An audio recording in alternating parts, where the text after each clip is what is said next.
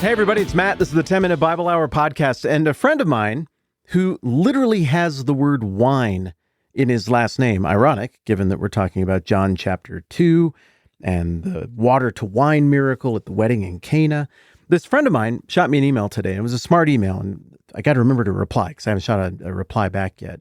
It was a smart email that was written from a place of tremendous life experience and empathy and education. This is a really smart guy. And the gist of the email was wrestling with the question of the alcohol part of the water to wine thing. Now, look, I know that we got a wide variety of opinions about how much sense alcohol makes in somebody's life. I will disclose where I land on that. Pretty much none. I'm just not much of a drinker. It wasn't my thing when I was a kid. I didn't really go to parties or anything. Maybe that's when you figure out how to like the taste of alcohol. It just never caught. Now, I enjoy wine with Italian meals, especially in Italy. This is confession time. I don't think I know what it feels like to be intoxicated at all. I don't think I've ever finished an alcohol. I went in a hot tub one time in Breckenridge, Colorado, and there were a bunch of people in there, and it was like, oh, well, it's supposed to be our turn. I was like, oh, no, I think we have a scheduling conflict at the resort. I think it's supposed to be our turn. And they were like, you know what, dude? Let's just share it. And it was a really nice thing. And to show me that it was cool, he gave me a Bud Light. It's a type of alcohol that they make over there at the Bush factory. And I was like, oh, no, I wonder what happens if I drink some of a Bud Light. But I'm like, socially, it'd be pretty dang weird not to drink some Bud Light, because in this person's culture, that is a gesture of great respect. And frankly, in most cultures historically. So I was like, all right, thank you. So I took the Bud Light. And I was like, and I couldn't do the thing where I kind of put it next to my mouth and dump it down my back subtly and be like, oh, wow, that's really good. So I had a little Bud Light. That's the only Bud Light I've ever had in my life. And let me tell you what, that instantly, just immediately, I could tell that was not what my digestive system is built for. And that is what happened next after I got up and went back to the room is one of the most dramatic things that I ever remember health-wise in my entire life. It, to put it lightly, did not agree with me. So look, it's this is a deal that you and I have, right? When we talk about the Bible, I full disclose. Maybe that was more full disclosure than you're interested in, but hey, these things happen. I want you to know where I'm coming from so that you can take that into account when we talk about something that is obviously much bigger than me and that I don't own. I didn't write the Bible. I'm not in charge of this. I think usually I'm at least pretty close to seeing what's going on the page. I'm sure trying hard, but I don't know all the things. Then I'm sure there's a bunch of stuff that I'm pretty sure I got right. There's a better way to look at it. So it's important that you know where I'm coming from. It's important that you know my biases, all of that stuff. Okay. All of that said, back to this email that I got from my buddy. I know that many people are even more conservative than me when it comes to alcohol. You look at it and you're like, that just doesn't do anybody any good at all. Like, what's the upside of alcohol? And you would come even from a religious tradition where you would say the only right response is just total abstinence. Okay, well, as I just told you, that's not my position. I just also happen to not like alcohol very much.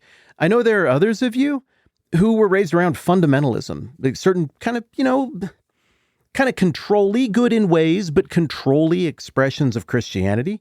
And yeah, maybe one of the things that you've done to be like, all right, I'm still down with the God thing, but I'm not going back to that way of living. That was weird and controlling, is you'll just have a beer with dinner every now and then. And to normal people around you, they're like, that is a person having a beer with dinner. But to you, deep down, it's kind of a thing. Like, you're kind of making a point spiritually. And, you're not trying to like give blowback to God, but like it kind of means something to you, given your history. I know there are others of you who are from traditions where it's you're laughing right now. Like, are you kidding me? There are people who are like, just alcohol could be bad. Like, it's just natural. I mean, if you just leave grapes alone, it just kind of happens. What are you talking about? Jesus turned water into wine. I mean, there's wine at the Lord's Supper has wine in it. What are you talking about? And the tradition you're from, it would just never even occur to you to be hesitant about this. I also know that there are a bunch of you right now, if the trends are to be believed, and if what I'm hearing anecdotally is to be believed, there are a bunch of you right now who are in your 20s, 30s, 40s, maybe even older, who are kind of changing your read on alcohol. It's something you've been pretty just like, yeah, whatever, this is just normal about.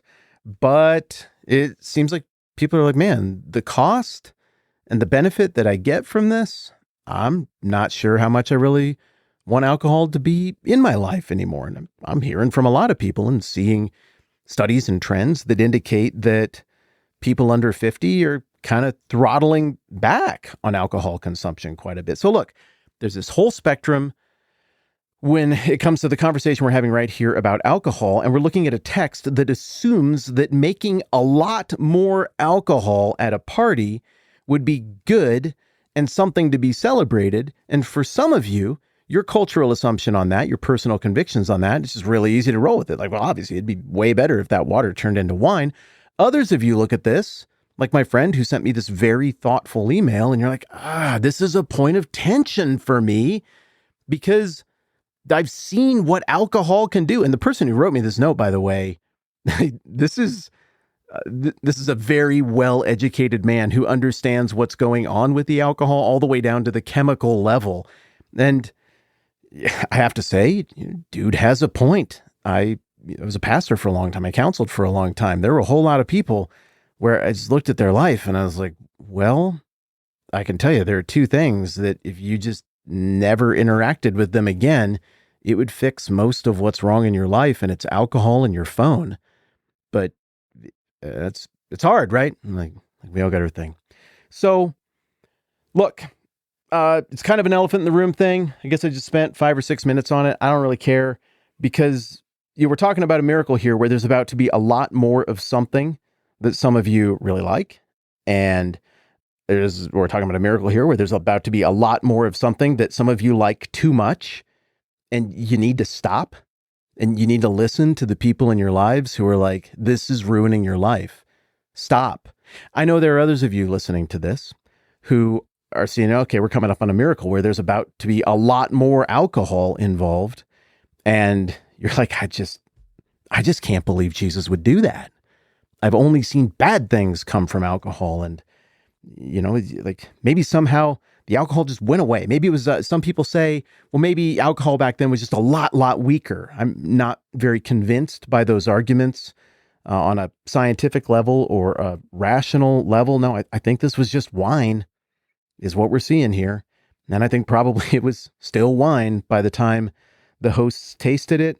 But the email I got from my buddy, it was helpful as we're here in the middle of talking about this miracle where Jesus turns water into wine, because I've just kind of been cruising through it. Like, yeah, it's just alcohol. But the truth is, this is a substance that draws out a lot, right? You or someone you care about has had alcohol as a major character in your story or someone you care about's story. Everybody listening, right? So probably wouldn't have killed me to be a little bit more delicate and thoughtful about that on the front end. Here's the truth of what I see in the Bible, though, when it comes to alcohol. Alcohol is in here. Wine is in here. And I do get the distinct impression that in this passage and in others, the purification side of what wine does at a time when water wasn't super safe to drink unless it went through this purification process, and also the celebratory nature of what wine does, cutting loose a little bit and celebrating an amazing thing like a wedding or the arrival of the Messiah. I don't see anything in the text that is like, I wouldn't do that. It condemns drunkenness. And I think that needs to be taken seriously. But there's a lot of real estate between Jesus' participation in this party and miraculously providing wine and just rampant drunkenness. I don't think there's a way around looking at this passage and seeing Jesus doing exactly what the text says he is doing. Now, yesterday, I told you that I think the interpretive key to this text is in the water containers that become the wine containers. I think that's the thing that would have popped for the original audience. I do not think for a second that what would have popped for the original audience would be, how much alcohol is too much? Is alcohol okay? What proof was the alcohol that Jesus created here from this? Is Jesus affirming drunkenness? Remember, it's not too long here, and Jesus gets accused of hanging out with drunkards and sinners and things like that. Probably that accusation flows from the story of this miracle circulating about. But at least here in John 2, 1 through 11, with the story of the changing water into wine and the miracle at Cana, man, I just don't think this is a referendum about alcohol. I don't think this is about responsible alcohol consumption or not responsible alcohol consumption in any way. There are other things in the Bible that speak to that in moderation. There's also other things in the Bible that say, like Paul tells his protege, like, drink some wine, it'll help your stomach. So what I think is going on here is something much bigger than that prohibition or any kind of personal instruction in that regard. What I think is going on here is that Jesus is demonstrating a theological point. He's performing a sign. Miracle isn't quite a sufficient word to contain the concept of what's happening here. He's performing a sign that makes a profound point about the paradigm that is on its way out at this moment in history in terms of the relationship between God and humanity, and the paradigm that is on its way in with Christ, which is the new family of faith. Everybody from all over the world being in right relationship with God because of the work of Christ on the cross and in his resurrection. And as we'll discuss next time around, this isn't even the only place in the Gospels where wine and the containers that hold wine are used to illustrate this point. Look, it's a very fair question to look at anything in the Bible where alcohol comes up and be circumspect about it. I think it is a perfectly reasonable point for somebody to say, the downside just so outweighs the upside. I'm just not going to have alcohol be a part of my life or my family's life in any way. Cool. I don't think those of you who like alcohol more should look down on people who come at it that way.